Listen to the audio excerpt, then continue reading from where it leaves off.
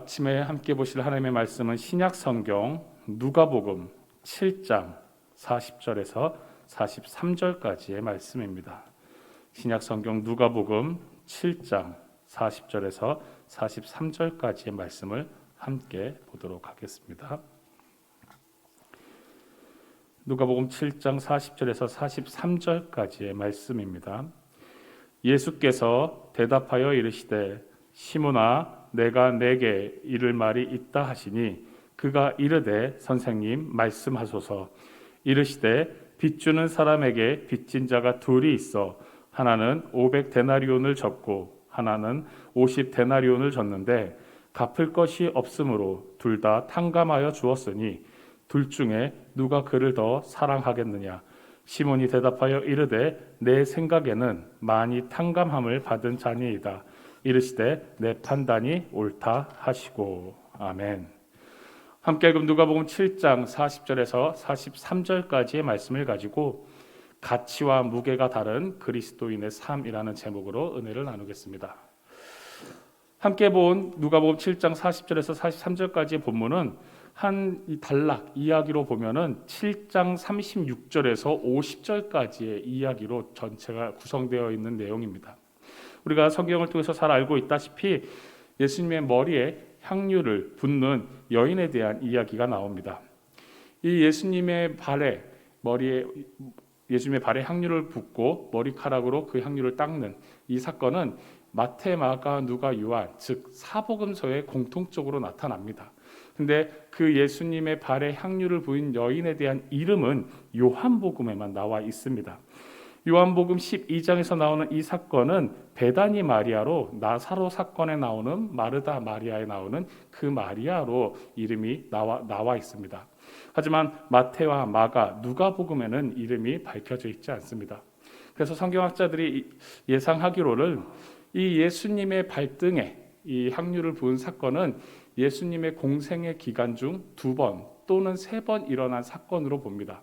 그래서 마태와 마가복음에 나오는 사건을 한 사건으로 보고 오늘 함께 읽은 누가복음 사건을 또 다른 사건으로 보고 요한복음을 우리가 흔히 알고 있는 그 마리아의 사건으로 봅니다. 또는 두 가지로 볼 경우에는 마태와 마가, 누가를 한 사건으로 보고 요한복음을 따로 봅니다. 그래서 예수님의 공생의 기간 동안에 예수님의 발에 향유를 부은 여인, 그 여인에 대한 이야기가 2번 또는 3번 있지 않았나 라는 생각을 합니다. 예수님께서 이 사건을 통해 오늘 본문에서는 한 바리새인과 대화를 하십니다. 36절에 보면은 한 바리새인이 예수께 자기와 함께 잡수시기를 청하니 이에 바리새인의 집에 들어가 앉으셨을 때라고 사건의 시작을 이야기합니다. 예수님께서 한 바리새인을 예수님이 그 집에 들어감으로 이 사건이 시작되는데 그 집에 들어갔을 때 한 여자가 예수님께 다가와서 예수님이 계심을 알고 향유 담은 옥합을 가지고 와서 예수님의 발 곁에 서서 눈물로 예수님의 발에 눈물로 그 발을 적시고 예수님의 발에 향유를 붓고 자신의 머리카락으로 예수님의 발을 씻깁니다. 근데 그 모습을 본 이 바리새인이 누가복음 7장 39절에 보면은 예수를 청한 바리새인이 그것을 보고 마음에 이르되 이 사람이 만일 선지자라면 자기를 만지는 이 여자가 누구며 어떠한 자 곧 죄인인 줄을 알았으리라 하거늘이라고 이야기를 합니다. 여기서 예수를 청한 바리새인이 그것을 보고 마음에 이르되라는 말은 그가 입 밖으로 이 말을 내뱉지는 않았다라는 겁니다. 그의 마음 가운데 예수님께서 자신의 집에 오셨고 예수님이 자신의 집에 오셨는데 한 여인이 예수님의 발밑에서 눈물을 흘리고 향유를 꿰면서 그 머리카락으로 예수님의 발 씻는 것을 보고 그가 혼자 그 모습을 보고 스스로 만약에 이 예수님이 선지자였다면 위대한 분이었다면 자신의 발 가운데 이렇게 눈물로 적시고 하는 사람이 이 여인이 어떤 사람인지 아셨을 테라는 생각을 혼자 했다라는 겁니다. 이 말은 이 여인이 죄가 많은 사람, 즉 사회적 통념이나 관념으로 봤을 때 성경학자들이 이야기하기로 몸을 파는 여자였다라고 이야기를 합니다. 그만큼 함께하기 어렵고 죄가 많은 사람인데 이 여인이 자신의 발 앞에 내려와 있다, 그리고 자신의 몸을 만진다, 이것을 만약에 예수님이 선지자였다면은 허락하지 않으셨을 텐데 라는 생각을 혼자 가졌다라는 거죠. 근데 예수님께서는 이 바리새인의 마음에 혼자 한 생각을 아셨습니다. 그래서 함께 읽은 본문 40절부터 예수께서 대답하여 이르시되 시몬아 내가 내게 이를 말이 있다 하시니 그가 이르되 선생님 말씀하소서라고 이야기를 이어갑니다. 혼자 한 생각을 예수님께서는 다 깨뜨려 보시고 그에게 말을 던졌습니다. 그리고 빚진 자에 대한 예화를 예수님께서 이야기하십니다. 둘 다 빚진 자인데 둘 다 그것을 갚을 능력이 없었습니다. 한 사람은 50데나리온을 빚졌고 한 사람은 500데나리온을 빚졌습니다. 둘 다 빚진 자인데 그 빚진 금액이 전혀 달랐습니다. 하지만 그것을 빌려준 사람이 둘 다 갚을 능력이 없는 것을 보고 그 채무를 탕감해 줬습니다. 이 이야기를 던지신 예수님께서 시몬에게 이제 물으십니다. 이 둘 다 탕감을 해줬는데 둘 중에 누가 더 자신의 빚을 탕감해 준 사람을 더 사랑하겠느냐라고 물으셨습니다. 우리가 얼핏 생각하기로도 당연히 쉽게 나오는 대답입니다. 한 사람은 50데나리온을 빚졌고 한 사람은 500데나리온을 빚졌는데 둘 다 탕감받았다? 둘 다 감사하고 둘 다 좋은 일이죠. 근데 훨씬 더 많이 빌렸던 사람, 빚이 더 많이 있었던 사람이 그 탕감해 준 거에 대해서 더 감사할 것입니다 라는 이야기를 던집니다. 우리가 삶을 살아내면서 하루하루를 살아갈 때 우리에게 동일하게 주어진 것이 있습니다. 그것은 바로 시간입니다. 사람은 자신이 돈이 많건 적건 높은 위치에 있던 낮은 자리에 있던 상관없이 누구에게나 하루 24시간은 동일합니다. 그 24시간이 주어졌을 때 그 시간을 살아내는 방법, 그 시간을 쓰는 어떤 노력들, 그리고 그 시간을 대하는 가치는 사람마다 다릅니다. 누군가는 자신의 삶의 하루를 살아냄에 있어서 그냥 귀찮다 하고 누워만 있는 사람이 있고요. 누군가는 하루가 모자르다라고 싶을 정도로 정말 열심히 살아내는 사람들이 있습니다. 세상에서도 그러한 모습 가운데 하루하루가 쌓여서 사람의 결과가, 모습이, 미래의 모습이 바뀐다라고 이야기를 합니다. 즉, 누군가에게는 동일한 시간이지만 그 시간을 어떻게 대하고 그 가치를 어떻게 생각하고 어떻게 쓰느냐에 따라서 삶의 모습들이 바뀔 수 있다라는 겁니다. 돈도 마찬가지입니다. 같은 금액의 돈, 예를 들어서 10,000원이든 10만 원이든 같은 금액이라도 누군가에게는 정말로 쉽게 쓸 수 있는 돈이고요. 누군가에게는 하루를 살아갈 수 있는 큰 돈, 쉽게 쓸 수 없는 돈의 금액이 됩니다. 이처럼 시간이나 돈이나 어떠한 삶의 모습에 있어서 주어지는 것들에 대해 내가 어떻게 생각하고 어떤 가치를 두고 어떻게 쓰냐에 따라서 그것에 대한 무게는 달라진다라는 겁니다. 2014년쯤 인터넷에 재밌는 기사가 하나 났습니다. 여러분들이 잘 알고 있어 한 번쯤 들어봤을 법한 빌 게이츠의 휴가에 대한 이야기였습니다. 지금은 전 세계 부호의 순위가 좀 바뀐 걸로 알고 있는데 몇 년 동안 빌 게이츠가 세계 제1위의 부호였습니다. 가장 돈이 많은 사람이었던 거죠. 근데 2014년쯤 이 빌 게이츠의 휴가에 대한 기사가 나오면서 이 빌 게이츠가 가족과 휴가를 일주일 정도 보냄에 있어서 아주 비싼 요트를 일주일 동안 빌렸는데 그 요트를 빌린 일주일 동안 빌린 가격만 우리나라 돈으로 환전을 해도 55억쯤 된다라는 기사가 났습니다. 가족들하고 일주일 휴가를 보내는데 그 휴가를 보내기 위해서 요트를 빌렸는데 그게 55억이다. 누군가에게는 평생 만져보지 못할 돈을 단 가족과의 일주일의 시간을 위해서 썼다라는 거예요. 정말로 어마어마한 금액인데 그 밑에 이제 재밌는 댓글들이 분석을 해서 달렸습니다. 당시 빌 게이츠의 재산이 약 추정 재산만 96조였습니다. 96조의 재산을 가진 사람이 가족과 일주일의 시간을 위해서 50억을 썼다. 그것은 10억을 가진 사람이 일주일의 휴가비로 72,973원을 쓴 것과 같다라는 계산을 한 겁니다. 그의 전체 재산의 1%도 되지 않는 금액을 썼다라는 거죠. 그러면서 그 밑에 사람들이 빌 게이츠가 참 검소하구나. 아주 소소하게 돈을 썼구나, 이러한 댓글이 달렸습니다. 액수만 보면 엄청 큰데 그 사람이 갖고 있는 전체 재산에 비해서는 1%도 안 된다라는 거예요. 이처럼 우리는 돈에 대한 가치, 시간에 대한 가치, 그 무게, 사용하는 것들이 서로가 다르다라는 거죠. 함께 읽은 본문에 나온 예화를 통해 알 수 있듯이 동일하게 구원이 주어졌습니다. 주님의 복음이 전해진 거죠. 빚을 가진 사람들에게 그 빚을 탕감해 준 이야기. 결국 하나님께서는 이 세상을 사랑하셔서 온 인류를 구원해 주셨습니다. 예수 그리스도를 통해서 우리 모두를 구원해 주셨어요. 우리의 과거, 현재, 미래의 모든 죄를 탕감해 주셨다라는 거죠. 근데 그것을 받아들이고 믿는 자는 다 다릅니다. 아무리 예수님께서 우리 죄를 위해, 나의 죄를 위해 죽으시고 이제 우리가 그것을 믿기만 하면은 천국에 갈 수 있습니다라는 사실을 전해도 그것을 믿지 않고 믿어지지 않는 사람들에게는 그것은 그냥 울리는 꽹과리와 같습니다. 그리고 그것을 믿고 살아가는 자들에게는 그것이 참된 진리가 되고 힘이 됩니다. 주님께서 우리를 구원해 주신 이 복음에 대한 사건, 나의 죄를 탕감해 주신 이 사건에 대해서 우리가 하루를 살아남에 있어서 얼마나 감사하고 사랑할 수 있는지 서로의 마음과 서로의 믿음과 그 가치가 다르다라는 겁니다.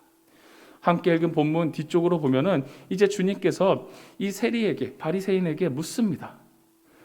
너는 내게 입맞추지 않았고 내가 너희 집에 들어올 때 나를 크게 신경 쓰지 않았다라고 이야기를 합니다. 하지만 이 여인은 내가 집에 들어올 때부터 나에게 눈물을 흘렸고 발을 씻겨줬고 향유를 깨뜨렸고 나와 함께했다. 그 집에 초청한 것은 바리새인이었지만 예수님을 대접하고 환영하고 모셔드린 것은 이 죄 많은 여인이었다라는 겁니다. 그러면서 그 이야기를 하시면서 이 여인의 죄가 사하여졌다라고 말씀하십니다. 아무리 죄가 많은 사람이어도 예수님을 사랑했을 때, 믿었을 때, 함께 했을 때 그 죄가 사해진다라는 겁니다. 이 여인은 자신이 갖고 있는 죄가 얼마나 큰지 알았습니다. 그리고 그 죄를 사해 주실 분이 오직 예수 그리스도이시다라는 것을 알았다라는 겁니다. 오늘도 우리에게 주님께서는 하루를 허락하셨습니다. 우리가 구원받은 자로서, 예수님을 구주로 고백하는 자로서 하루를 살아낼 때 잊지 말아야 할 것이 있습니다. 나에게 주어진 복음이, 나와 함께 하시는 하나님의 말씀이, 그 사랑이 얼마나 깊고 크고 가치 있는지 잊지 않고 살아내야 된다라는 겁니다. 하루를 살아내에 있어서 이것을 그냥 흘려보내고 모른 척하고 그냥 무시하고 살아가면요, 우리가 받은 복음이, 하나님이 나를 구원해 주신 그 가치가 우리 삶에 올바르게 서 있을 수 없습니다. 우리가 하나님의 뜻 가운데 정말로 나를 사랑하여 주신 그 하나님의 사랑을 기억한다면은 가장 먼저 내가 빚진 자라는 것을 잊어서는 안 됩니다. 우리는 다 주님께 빚진 자입니다. 그것은 내가 얼마나 하나님 앞에 죄인이었는지를 잊지 않고 사는 것입니다. 50달란트, 500달란트, 50데나리온, 500데나리온, 예화에서는 금액에 차이를 두지만 우리 죄의 가치, 우리 죄의 무게, 죄의 깊이는 하나님께서 하늘에서 보면은 도토리 키재기입니다. 다 똑같은 죄인이다라는 거예요. 세상은 죄의 경중을 따집니다. 살인죄, 소매치기, 도둑, 그냥 경범죄. 하지만 하나님께는 다 똑같은 죄입니다. 우리는 다 하나님 앞에 죄인이었다라는 겁니다. 그래서 내가 하나님 앞에 빚진 자였다. 내가 하나님한테 큰 빚을 졌고 그 빚을 하나님은 탕감해 주셨고 내가 하나님을, 그 은혜를 잊지 않는다라는 그 마음이 있어야 된다라는 겁니다. 또한 우리가 하나님의 그 복음의 가치를 잊지 않고 살아가기 위해서는 내가 정말로 탕감받은 사람인지 돌이켜봐야 됩니다. 주님께서는 내가 너의 빚을, 너의 죄를 예수 그리스도의 십자가 사건을 통해서 다 깨끗하게 씻어줬고 기억하지 않는다라고 이야기했습니다. 하나님께서 나를 용서해 주셨음에도 불구하고 그것을 잊어버리고 계속 나는 죄인이고 죄 가운데 잡혀서 죄책감에 사로잡혀서 살아가면 안 된다라는 겁니다. 하나님이 이제 우리를 죄 없다라고, 의인이다라고 칭해 주셨습니다. 하나님의 자녀로 삼아 주셨다라는 겁니다. 오늘 하루를 살아냄에 있어서 우리의 하루는 죄에 사로잡힌 암울하고 어둡고 슬픈 삶이 아니라 구원의 복음을 들은 희망찬 소망과 희망의 하루다라는 겁니다. 하나님의 뜻 가운데 살아가는 하루, 하나님과 동행하는 하루, 하나님께서 나를 사랑해 주셔서 품어주신 하루다라는 겁니다. 정말로 내가 하나님께 나아갈 때 내 죄를 탕감받은, 나를 다 용서해 주신 그 은혜에 감사하며 살아가고 있는지 우리는 돌이켜봐야 합니다. 내가 죄인이었다는 것을 잊지 않으면 오늘 하루를 살아낼 때 우리는 감격할 수밖에 없습니다. 나를 용서해 주셨구나. 나를 구원해 주셨구나. 그래서 오늘도 나에게 주어진 이 하루가 참으로 은혜롭고 성령이 충만한 하루가 될 수 있구나. 하나님과 함께 할 수 있구나를 잊어서는 안 된다라는 겁니다. 결국 우리는 은혜를 잊지 않고 하루하루를 살아가야 합니다. 성도님들에게 구원이, 복음이 어떤 가치와 무게와 그 농도를 갖고 있는지 돌이켜 보십시오. 정말로 내 삶의 복음이 너무나 귀하고 하나님께서 나를 용서해 주시고 내 죄를 탕감해 주신 그 사실이 너무나 나를 감격하게 한다면은 우리 삶 가운데 하루를 살아낼 때 가장 가치 있고 가장 귀한 것이 복음이 될 것입니다. 하나님의 사랑이 될 것이고 하나님의 은혜가 될 것입니다. 하나님께서 나를 탕감해 주신 그 사실을 잊지 않기 위해서 우리는 늘 기억할 겁니다. 배은망덕이라는 사자성어가 있죠.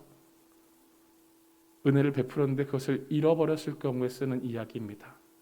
하나님께서 우리에게 은혜를 베풀어 주셨는데 우리가 그냥 그 순간에만 감사하고 나머지 삶을 살아낼 때 그것을 잊어버리고 싹 까먹으면 그것이 배은망덕한 것입니다. 세상은 삶을 살아갈 때 정말로 귀하고 고마운 일들은 잊어버리지 않으려고 합니다. 그리고 그 은혜를 나에게 있어서 정말로 좋은 일을 해준 사람들, 나에게 있어서 감사할 것이 있게 한 사람들은 그 사람들을 늘 찾아가고 인사를 합니다. 잊지 않으려고 한다는 거죠. 근데 그것이 한 번, 두 번 감사 인사를 전하고 또 내 삶을 살아갈 때 그것을 잊어버리고 모른 척하고 모르쇠 하면은 서로 간의 관계가 힘들어집니다.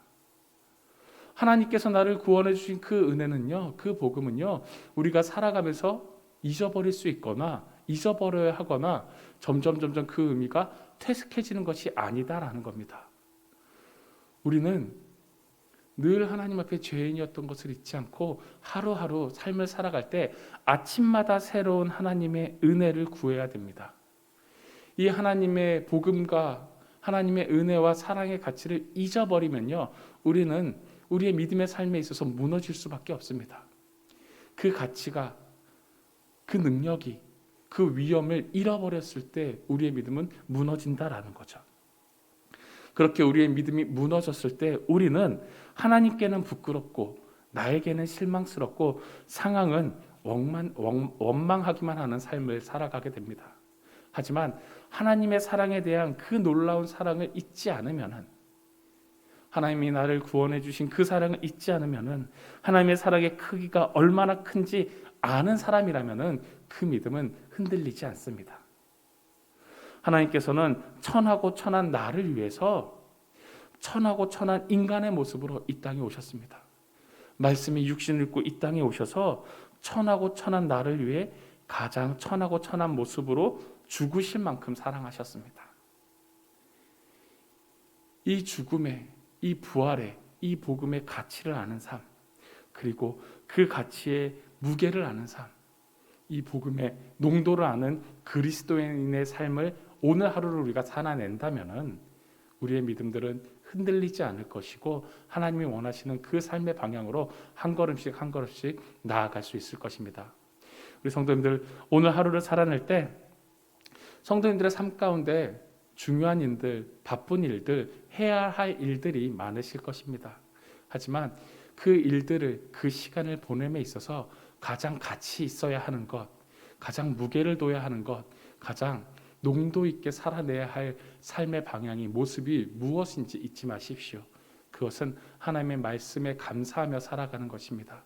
복음에 감사하며 살아내는 삶, 은혜에 감사하며 살아내는 삶. 그래서 그냥 예수님이 유명해서, 예수님이 궁금해서, 예수님이 신기해서 집으로 그냥 초대한 이 바리새인이 아니라 자신의 죄의 가치를 알고 죄의 무게를 알고 그것을 사해 주실 분이 예수님밖에 없다는 것을 알면서 집에 들어올 때부터 눈물로 옥합을 깨고 그 눈물로 발을 적시고 머리카락으로 그 발등을 씻긴 이 죄 많은 여인처럼 우리도 하나님 앞에 그 말씀을 붙잡고 하나님 옆에 붙들림 받아서 함께 동행하고 성령의 충만한 삶을 살아내는 우리 모두가 되기를, 그런 하루가 되기를 주님의 이름으로 축원드립니다.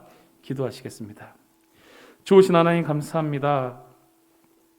하나님께서 우리를 자녀 삼아 주시고 우리를 구원해 주시고 함께하여 주신 은혜에 감사드립니다. 하나님 앞에 은혜 받은 자로서 하루하루를 살아가게 하여 주시옵소서.